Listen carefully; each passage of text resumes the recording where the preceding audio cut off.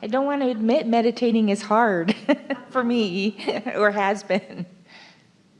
But if I get better at meditating, and then all these other things will be so easy. Are you telling us that your mind is cluttered like your desktop? So when you sit to meditate, you can't clear your mind? It's just a belief you keep thinking, bogus belief. You've been telling me that for years. Maybe you don't want to quiet your mind, just like Esther doesn't want to give up the stuff in her boxes. Are you afraid to give up thoughts for fear they'll go away and never come back? Are you worried about releasing thoughts and getting into a non-thought place, and then you'll be so detached that you can't get back? Is there some rationale or irrationale to that? I don't know, maybe letting go of thoughts is losing control. But it isn't. That's what you think. It's complete gaining of control. So we're going to give you, specific to you, and if it feels like it fits you, then it's for you too. You're really going to like this. Instead of meditating, instead of calling it meditation, which is one of those big words that you've already decided you're not good at, or doesn't work for you, or that you don't want to do, or whatever, it doesn't matter. Instead of meditating, say to yourself, I'm going to sit for 15 or 20 minutes, not more, and reach for a place of satisfaction. Just a place of satisfaction. Esther has been following our encouragement to meditate. She knows that we encourage her to listen to a fan, listen to the air conditioning, just find something to focus upon. Actually not that rewarding, but it really works for her.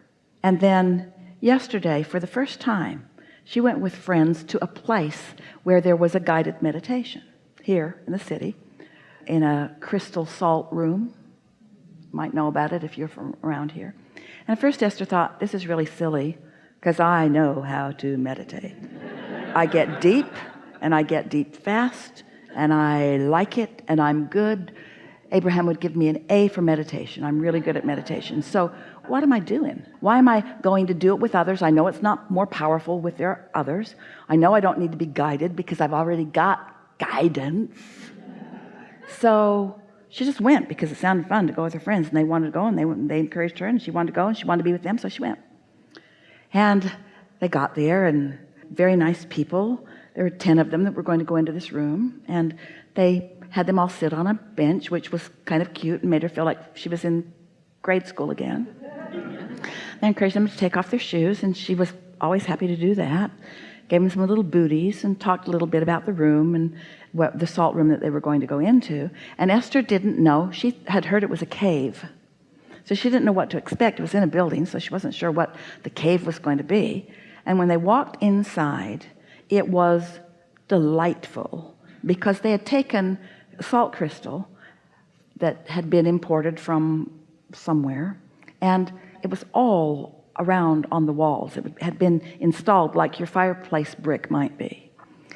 But the most delightful thing was that there was like a sand floor, but it was salt crystals. And so they were walking into it, and it was deep and really soft and really fun and really weird, and not like anything she'd felt under her feet before. It was just delightful.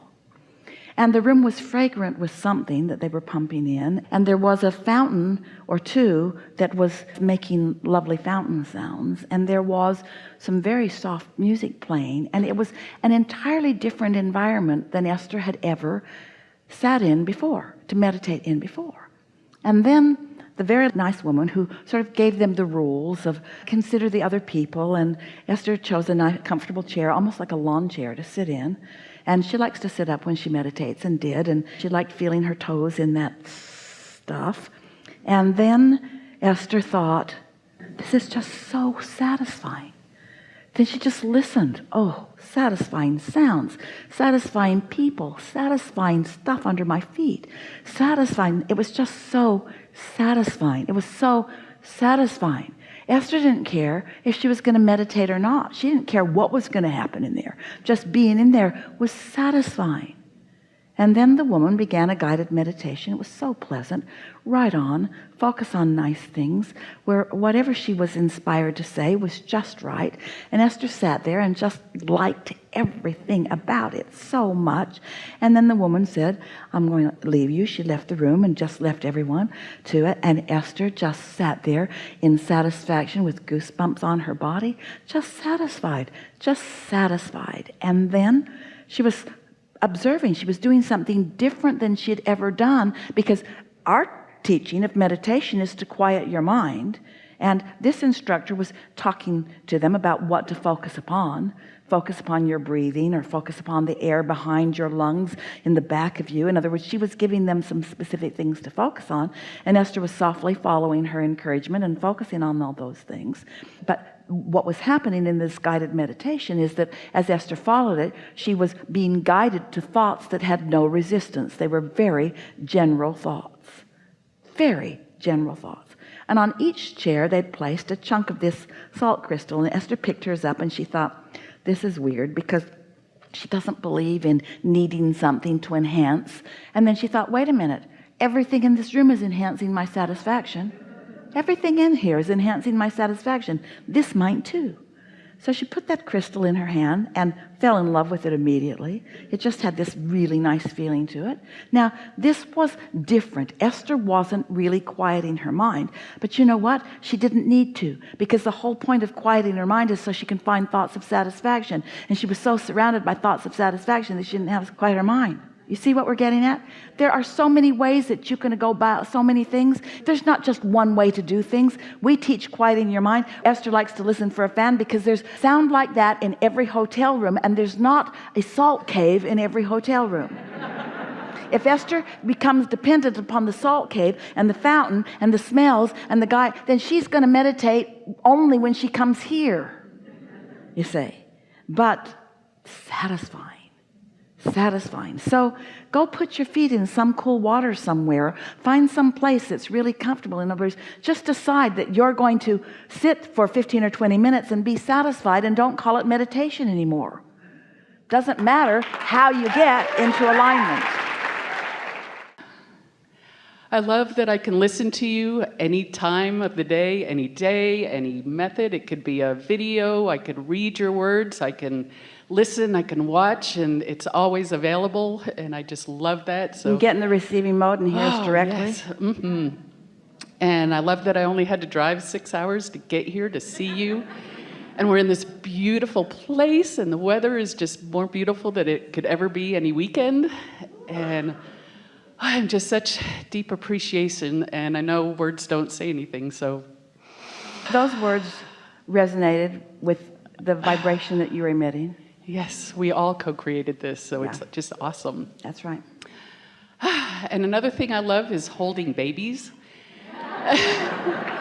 And I hear you say, just focus on something that feels good and do things that feel good, and I love holding babies. And my daughter and I were at the convention center last holiday show, thousands of people. She happens to run into a friend that works at the special care nursery, and they're talking, and I'm thinking, okay, I bet I can hold babies somehow this way. So I asked her, do people hold babies where you work? Oh, yes, they do. Are there openings? Oh, yes, they are. So through the process, now I hold babies 4 hours a week. I just rock them, and I hold them, and I love them. It's just a beautiful experience, and it just... You know what the babies told us? What did they We tell hold you? ladies.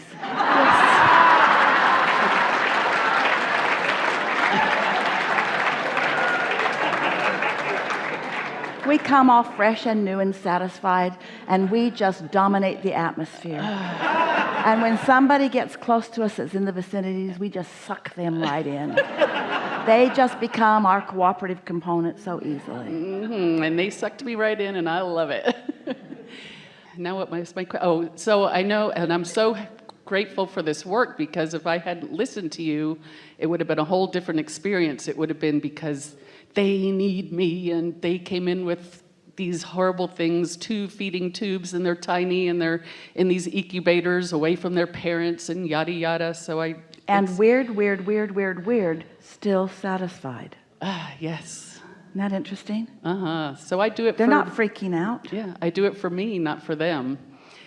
So how can I get an even better connection with I talk to them, I whisper to them, I tell them law of attraction things. Of course, I say quietly things like, well, your parents will think they know more than what you really need, but they really don't. And I try to say it softly so I don't get kicked out.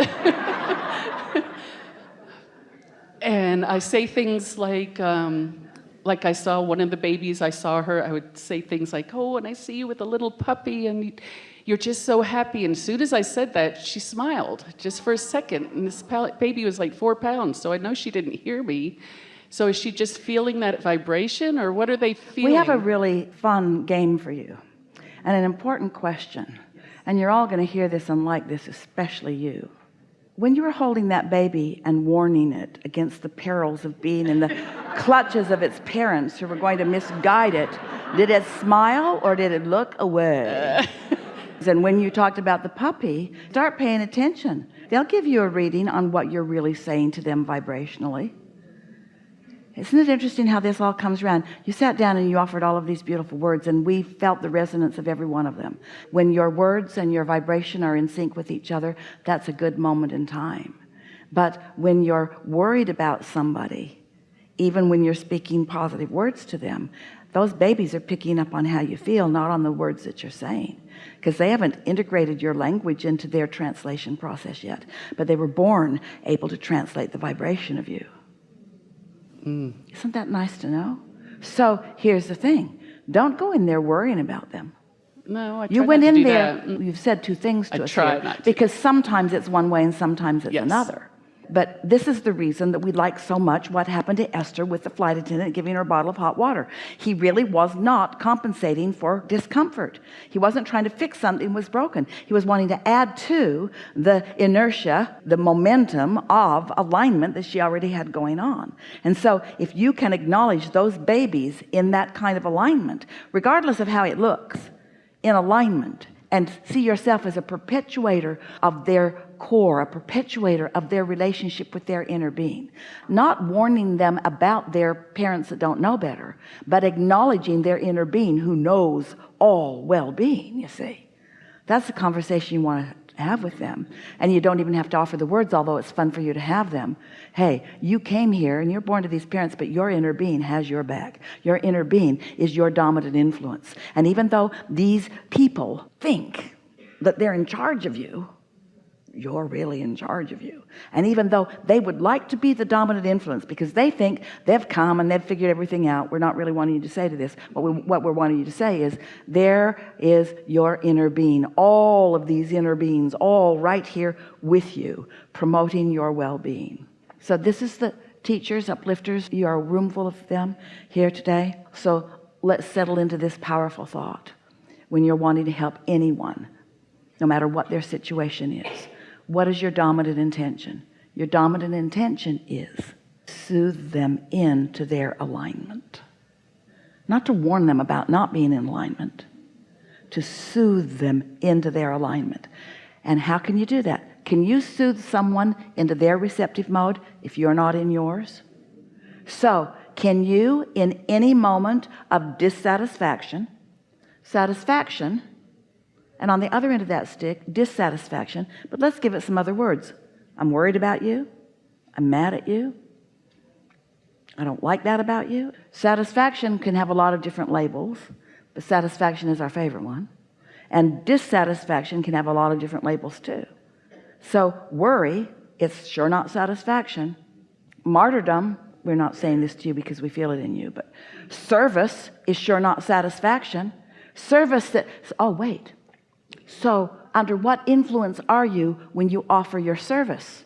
Are you under the influence of satisfaction and you just want to enhance their experience? Or is your service coming from, I see you are broken and I would like to try to fix you? We're talking to everybody here. I see you as broken and I'd like to try to fix you. That's not service. That's under the influence of what they've already got going on. That's just piling on to where they already are and trying to cover it up with flowery words. You're in a really good place. We're glad that you're letting the babies help you to get into alignment. Me too. Thank you. And we're glad that you're passing your alignment on to them as well. And You know what the key to it is? It was in your early story to us. You love holding babies. It's so satisfying to hold babies. But think about why. They still possess their connection to source because they haven't been talked out of it yet.